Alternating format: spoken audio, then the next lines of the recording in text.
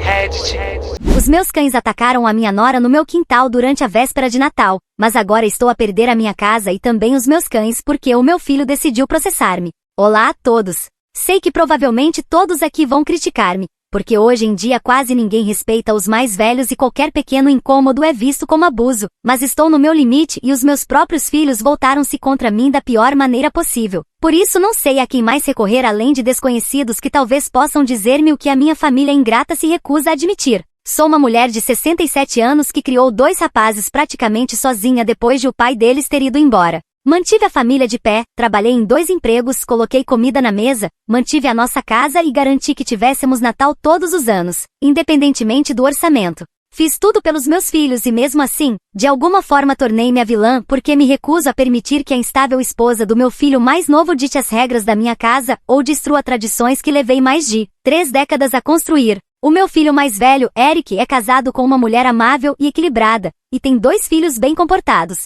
O meu filho mais novo, Andrew, casou-se com alguém que tem sido um problema desde o momento em que a apresentou. Ela chama-se Daphne, mas até pronunciar o seu nome me irrita porque tudo nela anuncia problemas. Está sempre a queixar-se de alguma coisa, afirma ser alérgica a isto, não tolera aquele ruído, diz que os meus cães a deixam nervosa, que a minha casa a sobreestimula, que o corpo dela reage mal ao estresse, que naquele dia não pode comer determinado alimento, e assim continua sem parar. Há sempre um novo incômodo, sempre algo centrado nela. Já acha média normal e de pessoa que busca atenção, e mantém o que disse porque pessoas como ela agarram-se ao papel de vítima frágil para controlar o ambiente. Todos os anos insiste que todos devem adaptar-se às suas novas sensibilidades ou problemas. Andrew diz que é uma condição médica, mas no meu tempo as pessoas lidavam com os seus problemas sem os transformarem em identidade. Ela usa os dela como arma. Quer que tudo funcione à sua maneira, quer protagonismo, e desde que se casou com o meu filho, tenta mudar o nosso Natal. Mas a nossa tradição de véspera de Natal mantém-se igual há mais de 30 anos. A mesma comida, o mesmo horário, os mesmos jogos, a mesma fotografia nas escadas, a mesma música, o mesmo acender de velas. Os meus filhos cresceram com isso, adoravam e falavam das nossas tradições aos amigos. De repente chega Daphne e decide que sabe melhor do que todos como as coisas devem ser. Não quer certos alimentos por causa de alergias, pede para eu guardar os cães apesar de eles fazerem parte da casa, diz que as luzes são demasiado fortes, que a música está demasiado alta, que as crianças ficam sobrecarregadas, critica as batatas por estarem salgadas. Todos os anos tenta mudar algo, todos os anos suspira, reclama e ajusta tudo à sua sensibilidade. Todos os anos eu deixei passar, até este. Quando a véspera de Natal se aproximava, disse claramente a Andrew que Daphne não deveria vir naquele ano. Não porque eu quisesse excluí-lo, pois ele era bem-vindo, mas porque ela estraga a noite. Disse-lhe que se precisasse trazê-la, ela teria de respeitar as minhas regras e não começar com as suas birras de sempre. A regra número 1 era manter-se afastada dos cães. Tenho 2 Rottweilers grandes que estão comigo há muitos anos, protegem a propriedade e amam a família. As pessoas adoram fingir que certas raças são perigosas, mas os meus cães só mostram agressividade quando provocados. Já rosnaram a um vizinho, mas esse vizinho tinha espetado uma vassoura através da vedação e, noutra ocasião, gritou no meu quintal. As pessoas omitem sempre a parte da provocação. Eu disse a Andrew muitas vezes que Daphne não se deveria aproximar dos cães, porque ela fica nervosa perto deles e os cães sentem a fraqueza. Ela age como se os cães fossem perigosos quando, na verdade, é o comportamento dela que os altera. Chega a véspera de Natal.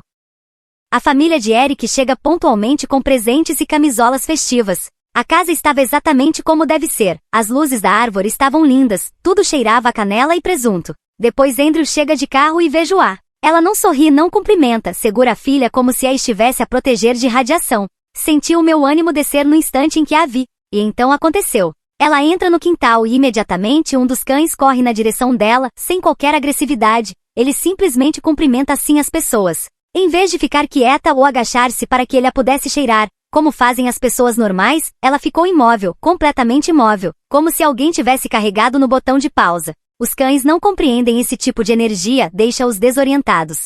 Eu já tinha avisado. Andrew começa a gritar, mãe, agarre os cães. E eu gritei de volta, ela tem de parar de agir assustada, está a provocá-los. Antes que eu pudesse dizer mais alguma coisa, os 2 cães já estavam à volta dela. Daphne começou a gritar, o que não ajudou em nada. Andrew gritava, a filha chorava, e tudo se tornou caótico num instante. Andrew tentou puxar Daphne de volta para a entrada, mas era como se todos estivessem decididos a piorar a situação em vez de ouvir. Eu continuava a repetir, se tivessem seguido as regras, isto não estaria a acontecer, vocês procuraram isto. E aqui vem a parte que as pessoas distorcem. Eu não deixei os cães atacarem, não a empurrei para eles. Eu estava a gritar instruções que se recusaram a ouvir. Isso não é o mesmo que ficar a assistir e a gostar da situação. Eles comportaram-se como animais e pioraram tudo 10 vezes. Andrew conseguiu arrastá-la para longe no final. Ela tremia, segurava o braço e já estava a montar um ataque histérico. Ele colocou-a no carro e gritou-me que eu não tinha feito nada, o que não é verdade, e disse que eu estava morta para ele. Linguagem dramática e teatral aprendida diretamente da esposa dele. Eles foram embora com a filha ainda a chorar. E sim, eu continuei o Natal. O que é que Eric supostamente deveria fazer? Cancelar toda a noite porque alguém se assustou e se recusou a seguir as regras da casa? Eric e a família dele ainda estavam lá. Eu não ia castigar quem me respeita. Na manhã seguinte, publiquei as nossas fotografias de Natal. Estavam lindas, netos a sorrir, luz perfeita, tudo como deve ser. E hoje veio o verdadeiro golpe. Andrew e Daphne apareceram sem avisar, empurraram-me um monte de contas médicas nas mãos, milhares de dólares, e disseram que eu tinha de pagar tudo. Disseram que iam contactar o controle animal e que me processariam. Disseram que iriam forçar a venda da minha casa. E tudo porque a esposa dele, hipersensível, anormal e sem limites, se recusou a respeitar regras simples e transformou seu pânico numa catástrofe enorme. Também disseram que os cães deveriam ser sacrificados. Eu disse-lhes que estavam a chantagear-me emocionalmente. Disse-lhes que a verdadeira vítima era eu, porque as minhas tradições tinham sido arruinadas para sempre. Disse que não vou sacrificar os meus cães só porque Daphne se recusa a controlar-se. Eles saíram a dizer que isto não tinha terminado, e eu disse-lhes que para mim já tinha acabado. E agora estou aqui a perguntar como me defendo do meu filho ingrato e da esposa instável dele, que tentam destruir a minha vida por um mal-entendido. Comentários. Adoro cães, mas se eu visse um Rottweiler a correr na minha direção também ficaria assustada. Os cães são as vítimas, sim, mas de uma pessoa que não sabe como cuidar deles. Certas raças precisam de ser treinadas mais do que outras. Se os cães estavam a atacar a família do teu filho e não te obedeciam, então não és uma dona responsável. Agora consigo entender por que é que o pai dos teus filhos foi embora. És uma mulher horrível. A tua nora parece estar no espectro, o que a faz comportar-se dessa forma. Dizer que no teu tempo era diferente é absurdo. Se querias ter uma véspera de ano novo em família, poderias ter colocado os cães noutra parte da casa, feito alguns arranjos. Queres passar o Natal com a tua família, mas pretendes que o teu filho não leve a dele e que ele passe tudo contigo. Agiste como alguém cheio de direito, mas em vez de admitires isso e tentares reparar o erro, estás aqui a escrever para tornar tudo ainda maior. Atualização 1. Acordei 3 manhãs depois do ano novo com os cães a ladrar de forma descontrolada para a porta principal. Ao princípio pensei que fosse mais um vizinho a passar demasiado perto da minha propriedade, como sempre, tentando provocar os meus rapazes para depois se queixar, mas depois bateram a porta. Abri-a esperando ver Andrew finalmente com juízo e pronto para pedir desculpa pela forma como ele e a esposa instável me atacaram com acusações. Em vez disso, eram 2 agentes do controle animal com documentos oficiais. Um deles teve a audácia de falar comigo como se eu fosse uma criminosa. Senhora, temos uma ordem judicial para levarmos os animais para a quarentena enquanto aguardamos uma avaliação de temperamento. Pensei que fosse alguma brincadeira de Andrew. Ele sempre foi dramático, especialmente desde que se casou com aquela mulher que chora por qualquer coisa. Mas quando o agente deu um passo em frente e leu o meu nome completo, a minha morada e descreveu o incidente da véspera de Natal, comecei a entrar em pânico porque não queria que levassem os meus bebés. Disse-lhes que os cães estavam apenas a proteger o quintal e que a mulher os tinha provocado de propósito. Até disse que Daphne tinha alterado o seu cheiro ao usar aqueles óleos essenciais estranhos que está sempre a esfregar no corpo. Sabem o que disse o agente? Senhora, a vítima foi atacada na sua propriedade por animais sem restrição. Isto qualifica como negligência. Negligência? Depois de todos os anos que passei a treinar aqueles cães com amor, recompensas e estrutura? Não importa o que digam os vizinhos, quase lhes bati a porta na cara quando ouvi aquilo. Fiz o que qualquer mãe razoável faria. Agarrei nas trelas e tentei levá-los pela porta traseira até a casa de Eric. Ele tem um quintal enorme e vedado, há espaço de sobra, sempre me apoiou, compreende a tradição, não deixaria o governo levar os meus rapazes. Exceto que quando lhe liguei em pânico sem fôlego a tremer, ele não atendeu. Quem atendeu foi a esposa. Ela disse, não traga esses animais para aqui. O Eric não vai envolver-se no teu problema. Os filhos deles cresceram a brincar com os meus cães. Os meus cães eram tão gentis que as crianças pequenas podiam montá-los como pôneis. E agora, de repente, são perigosos, imprevisíveis sem treino. Tentei argumentar, mas ela desligou. Quando os agentes levaram os meus cães na parte de trás do caminhão, a gemer e confusos, senti como se me arrancassem o coração. Fiquei num umbral de bata vestida, a vê-los partir, as únicas criaturas vivas neste mundo que nunca se voltaram contra mim. Mais tarde, nessa tarde, recebi chamadas de 3 vizinhos. Não para saber como eu estava, nem para oferecer simpatia. Não, cada um deles falou com controle animal. Um até entregou fotografias da sua vedação que supostamente o meu cão mordeu. Outro afirmou que eu o intimidei para não denunciar uma mordida anterior. Eu nunca intimidei ninguém. Apenas disse que acidentes acontecem e que não quereríamos que o bairro se tornasse hostil. Isso não é intimidação, é diplomacia. O problema é que vivo rodeada de pessoas extremamente sensíveis. Depois, claro, Andrew decidiu juntar-se à festa. Apareceu à meio da tarde com uma pasta cheia de documentos, contas do hospital pelo tratamento de Daphne, cartas do advogado e um pacote explicando que avançariam com o processo judicial. Eu disse-lhe que estava a ser um capacho. Disse-lhe que Daphne o manipulava. Disse-lhe que processar a própria mãe por um arranhão era a traição mais baixa possível. Ele respondeu que não tinha sido um arranhão e que ela precisou de vários pontos, que eu tive sorte de o cão não ter mordido a filha dele também. Para mim, ele está a exagerar e a tirar tudo do contexto. Depois acrescentou, tu deixaste que a destroçassem e limitaste-te a ficar ali a gritar conosco em vez de ajudar. Tentei corrigir, eu não deixei que acontecesse nada, Daphne congelou de propósito, ela faz sempre isso. Mas ele cortou-me outra vez, tu não és a vítima. Tu e os teus animais sem treino são um perigo para a sociedade. Eles não sabem do que falam. Os meus cães são muito bem treinados. Ele está a processar-me por muito dinheiro e diz que vai atrás da minha casa, a mesma casa da infância dele, a mesma pela qual agora não tem qualquer respeito. Disse-lhe que vender a casa me mataria. Disse-lhe que ele devia crescer e enfrentar a esposa em vez de me enfrentar a mim. Ele olhou para mim e disse, se me tivesses ouvido, nada disto teria acontecido, e agora não estaríamos nesta situação. Eu não me vou desculpar pelas teatralidades da esposa dele.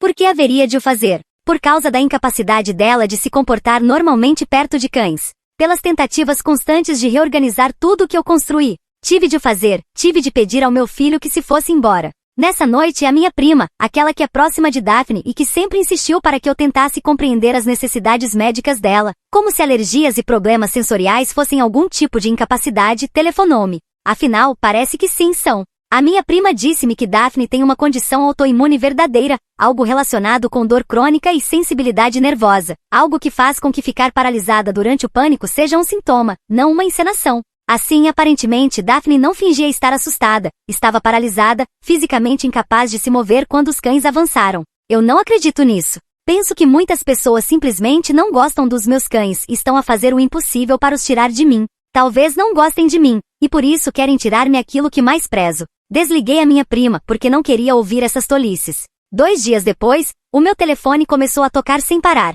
Fotografias do hospital vazaram para o grupo familiar, fotografias que eu nunca tinha visto, imagens de pele rasgada nas pernas de Daphne e noutras partes do corpo. Senti-me enjoada ao vê-las. Não culpada, apenas enjoada pela dramatização. A iluminação fazia tudo parecer pior, mas ninguém quis saber disso. A família alargada caiu em cima de mim como uma matilha. Os meus irmãos chamaram-me imprudente, instável e perigosa. As minhas sobrinhas bloquearam-me no grupo. Alguém, cobarde e anônimo, denunciou a Associação de Proprietários Incidentes com os Cães. Em 24 horas, a associação estava à minha porta, exigindo que eu cumprisse regulamentos de segurança que são tantos e tão absurdos que os ignorei durante anos. Telefonei ao presidente da associação, que teve a audácia de dizer que se eu voltasse a gritar, seria multada pessoalmente. Não existe um tom normal para falar com estas pessoas. Elas merecem ser tratadas com firmeza. Tudo parecia desmoronar-se. Depois, à meio da noite, o meu telefone vibrou. Andrew enviou a documentação oficial. Estão a processar-me. Estão a forçar a venda da minha casa. Estão a exigir que os cães sejam sacrificados. Comecei a tremer tanto que o telefone caiu das minhas mãos. Sentei-me no chão da cozinha durante 1 hora a olhar para aquele correio eletrônico. Assim termino esta atualização tal como a comecei. Vou lutar, mesmo que ainda não entenda por que é que todos insistem que de algum modo, isto é culpa minha, quando eu não fiz absolutamente nada para que os cães a atacassem.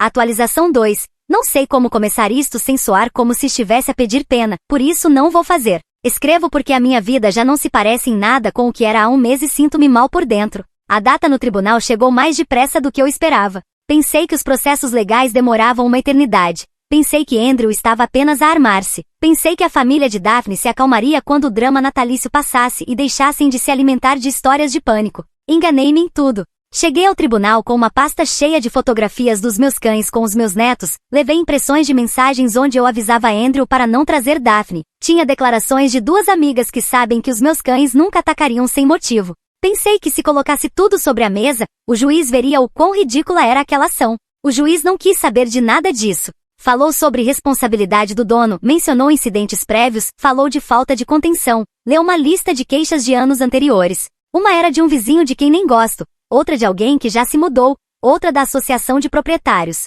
Agiu como se cada queixa fosse um facto e não a obsessão do bairro com os meus cães. Depois olhou para mim diretamente e disse que a minha falta de remorso era perturbadora. Perturbadora. Como se eu fosse um monstro. Eles é que são os monstros por quererem tirar-me os meus bebés. Tentei fazê-lo ver isso, mas há pessoas que não merecem ter esse cargo quando claramente não conseguem exercer. Declarou-me responsável. Responsabilidade total. Despesas médicas, honorários legais, multas, custas, toda a lista. Aprovou a venda forçada da casa para cobrir as contas. Deu-me 45 dias para desocupar. 45 dias para deixar a casa onde vivi 37 anos, a casa que paguei sozinha, a casa onde comecei as minhas tradições de véspera de Natal. Andrew sentou-se atrás do advogado dele. Daphne não estava. Nem sequer se apresenta em pessoa. Manda outros lutar por ela enquanto brinca de vítima frágil no outro lado. Conduzi para casa sozinha depois da audiência. Não liguei a Eric, não liguei a ninguém. Uma semana depois chegaram os resultados da avaliação dos cães.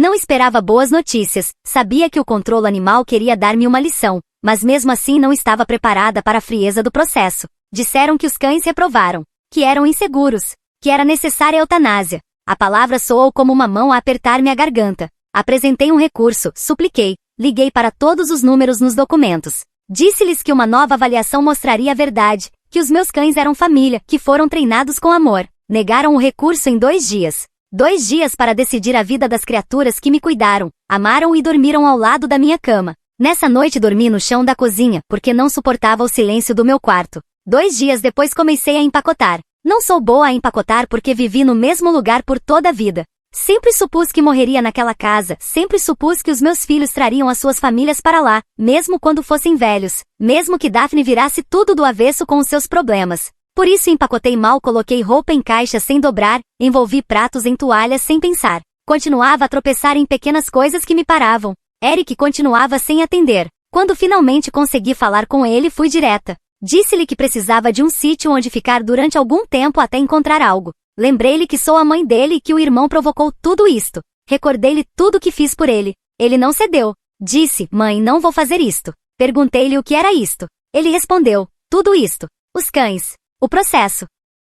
Como falas de Daphne, como trataste o Natal, eu não posso trazer isso para dentro da minha casa. Eu disse-lhe que ele a estava a escolher a ela em vez de mim, tal como Andrew. Ele respondeu, não. Estou a proteger a minha família de ti. Daphne conseguiu virar os meus 2 filhos contra mim, os 2 a agir como se eu fosse um perigo para a sociedade. Mudei-me para um arrendamento nos arredores. É pequeno, cheira a alcatifa velha e cloro, as janelas encravam, as paredes são tão finas que ouço a televisão do vizinho. Não há quintal, não há alpendre, não há lugar onde os meus cães se deitariam ao sol. Na primeira noite, sentei-me no chão com uma manta porque não tinha desempacotado nada. Fiquei a olhar para o telefone, passando pelas fotografias do último Natal, antes de Daphne o arruinar. Fotografias dos filhos de Eric a sorrir, de Andrew a rir à mesa, dos cães deitados junto à árvore. Não conseguia parar de ampliar as fotografias dos cães, de como pareciam tão normais, tão amados. Não sei o que fazer com a raiva que ainda ferve dentro de mim. As pessoas dizem-me que deveria sentir culpa. Não sinto culpa porque não fiz nada e os meus cães também não.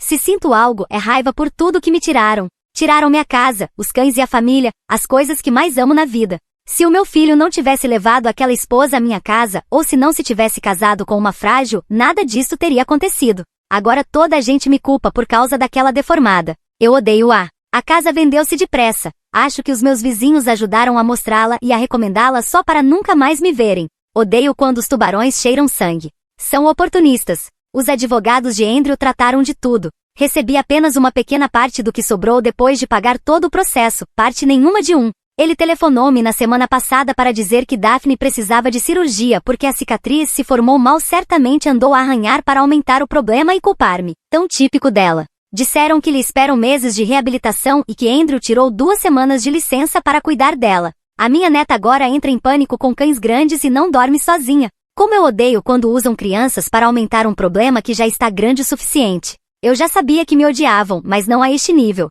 Tem-me nojo. Ainda amo a minha neta, mesmo que tenha tido a infelicidade de ter aquela tentativa de mãe. Por isso tentei enviar-lhe um presente de aniversário. Um ursinho de peluche e um cartão onde escrevi que a avó a ama e que esperava que ela se sentisse melhor depois do caos do Natal. Enviei-o para a morada de Andrew porque é lá que ela vive. O pacote voltou por abrir, devolvido ao remetente. Lá dentro vinha uma nota de Andrew a dizer que me denunciaria à polícia se continuasse a assediar a família dele e que não os contactasse mais.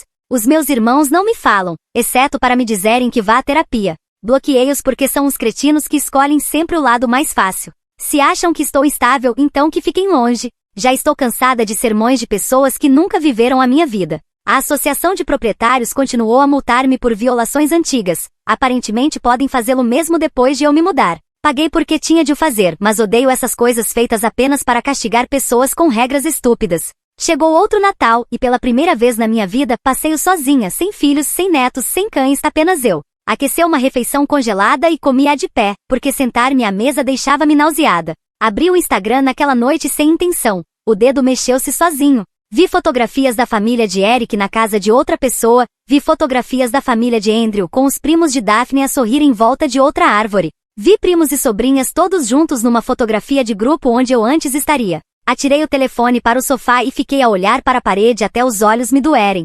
Comentários. Desde a tua primeira publicação vê-se que odeias a tua nora sem razão aparente. Está claro que ela tem condições médicas, o que não é motivo para odiar alguém. Contudo, causaste um terremoto na tua vida só porque és uma mulher adulta e caprichosa que não consegue fazer algumas pequenas adaptações. Pensas que és a vítima quando, na verdade, todos à tua volta já foram vítimas tuas em algum momento. Não pode ser que o universo inteiro te odeie, incluindo os comentários do Reddit, e tu continues a achar que está certa. Toda a gente está errada menos tu. É super inteligente e por isso tens razão. Os teus filhos, os vizinhos e até o Reddit pedem-te para refletir. E o que fazes tu? Pioras ainda mais o problema. A tua nora tem de passar por uma cirurgia por culpa da tua negligência, e tu continua sentada no teu traseiro, com a cabeça enfiada na ideia de que ela é o problema. Tu não és apenas a prova viva de que algumas pessoas não deveriam ter cães. Também não deverias ter filhos. Nem sequer um caracol deveria estar ao teu cuidado. És tão má nisso que ele fugiria e seria atropelado na estrada por causa da tua incompetência.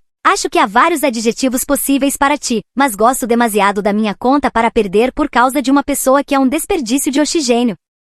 Publicação da amiga. Li as publicações da minha amiga, embora seja um termo que uso muito livremente neste momento, porque alguém estava com medo pela sua segurança por tudo que ela escreveu da última vez. Mas longe de sentir pena dela, longe de sentir compaixão, tenho medo de alguma vez a ter chamado amiga. Vou chamá-la de Angélica. Angélica sempre foi um pouco excêntrica, talvez louca, mas a situação escalou a níveis inimagináveis quando ela organizou a véspera de Natal na sua casa. Quero esclarecer algo desde já. Há muitas coisas que Angélica omitiu, sobre as quais mentiu descaradamente, e depois do que aconteceu eu não o posso deixar passar, porque houve pessoas feridas no processo e tudo por culpa dela, especialmente porque não foi um acidente, como ela afirma, mas sim uma armadilha. Vou também contar-vos que os cães estão bem, não foram sacrificados. Eu não descobri todos os factos na ordem em que os vou relatar, mas creio que vocês vão apreciar que eu os conte assim. Angélica costuma organizar estas vésperas de Natal na sua casa com a família. Ela tem 2 cães que vocês já conhecem, que não têm mais de 2 anos, comprou-os pouco antes de há 3 natais, e na primeira véspera de Natal não foram um problema porque eram cachorros.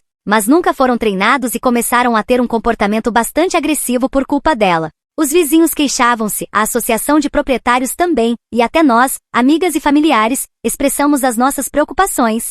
Eram um perigo para outras pessoas, mas também para ela. Chegamos à véspera de Natal, eu estava lá também, junto com a família dela. Chegamos juntamente com Eric, como ela chama ao filho mais velho na história, e vimos que os cães estavam no quintal dos fundos. Imediatamente o filho pediu-lhe que os colocasse noutro local. Ela, contrariada, fez isso. Mais tarde chegou o filho mais novo, Andrew, e a esposa dele. A diferença é que ela nunca pediu a Andrew que não a trouxesse. Ela sabia que o filho não iria ao Natal sem a esposa. Mentiu sobre isso, mentiu sobre ter tido os cães durante muito tempo e mentiu sobre os netos brincarem com eles. Nada disso é verdade. Tanto que por momentos, fez-me pensar que não era a publicação de Angélica, mas à medida que avançava e havia mais detalhes, era indiscutivelmente ela. Infelizmente sim, Angélica odeia profundamente a sua nora. Não consegue aceitar que ela tem Asperger e algumas alergias alimentares. Ela odeia-a por isso sem razão alguma, já que ela não faz nada além de levar a sua própria comida aos eventos para evitar contaminação cruzada ou incomodar os anfitriões. Mas há algo em Angélica que a faz odiá-la pela forma como ela é. Passaram poucos minutos desde a chegada de Andrew e da família quando ela soltou os cães. Não faltavam mais convidados, e ela achou que agora que todos já estavam ali, ninguém se importaria. Os filhos pediram-lhe que os levasse para outra parte da casa, mas nem sequer tiveram tempo de sair quando os cães começaram a atacar Daphne. Ela tinha sua comida com ela, e os cães sentiram o cheiro e começaram a saltar nela, até que esses saltos se transformaram num ataque. Não quero ser gráfica neste momento, já é suficientemente doloroso recordar aquele dia, mas agarraram-na por um braço e por uma perna e não largavam enquanto a puxavam. Eric e Andrew tentaram fazer algo, mas com pouco resultado. Podem tentar bater nesses cães, mas eles não largam assim tão facilmente. A esposa de Eric ficou atrás com as crianças para as proteger. Por sorte, um vizinho ouviu os gritos e, com um pouco mais de experiência com cães, conseguiu separá-los. Mas sim, causaram-lhe danos consideráveis e havia sangue por todo lado. Chamaram uma ambulância enquanto Andrew ia com a esposa para o hospital e Eric levava a filha dele para casa, para deixar com a esposa e depois ir ver a cunhada. Em todo momento, Angélica tentou fazer alguma coisa, mas como disse, aqueles cães não estavam treinados e não lhe obedeciam. Todos fomos embora pouco depois. Estávamos assustados, preocupados com Daphne e até com medo de que eles pudessem sair outra vez e que fossemos as próximas vítimas. Angélica queria que ficássemos, dizia que tinha sido apenas um acidente e que os filhos regressariam, que tudo era culpa da nora por levar comida. De qualquer forma, ninguém ficou, pelo menos eu não fiquei, e fui-me embora praticamente depois da ambulância. Acredito que foi uma armadilha, porque ela sabia que ninguém queria cães sem treino na festa, mas soltou-os na mesma quando já estávamos todos ali. Acredito mesmo que tudo poderia ter terminado numa tragédia maior, se em vez de Daphne os cães tivessem atacado as crianças ou se o vizinho não tivesse chegado a tempo de fazer algo.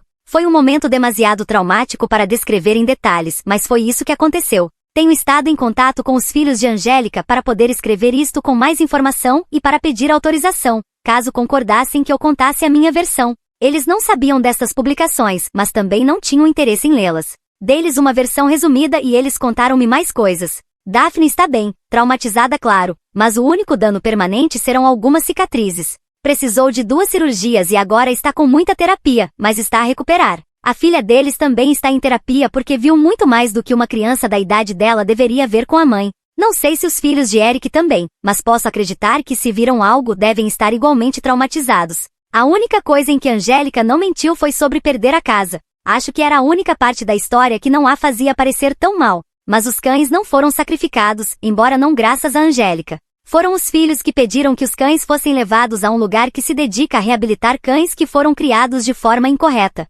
Teriam sido sacrificados, mas os filhos amam animais e não queriam esse fim para eles, quando a culpa foi da dona. Angélica também tem liberdade condicional por posse irresponsável de um animal e, além das multas, pagou uma quantia bastante grande pelo processo dos danos que os cães causaram à nora. Toda a família de Andrew também tem uma ordem de restrição contra ela. Ela não pode ter contato com eles, e não o teve, apesar de na história ter dito que enviou um presente à neta. Isso não aconteceu, segundo Andrew. Sinto vergonha de alguma vez ter considerado Angélica uma amiga, mas ao contrário dela, que mentiu em quase toda a publicação. Eu vou assumir a minha responsabilidade nisso. Viverei com as memórias daquela noite até morrer. Sei que a Angélica está bem, vai ao trabalho e faz as suas coisas, mas eu e outras amigas dela presentes na véspera de Natal não tivemos contato com ela desde então. Não posso dizer que está medicada porque a depressão de perder tudo tem sido devastadora para ela, mas pelo menos, não acreditamos que ela vá cometer alguma loucura, ou pelo menos alguma loucura contra si própria, porque já cometeu loucuras.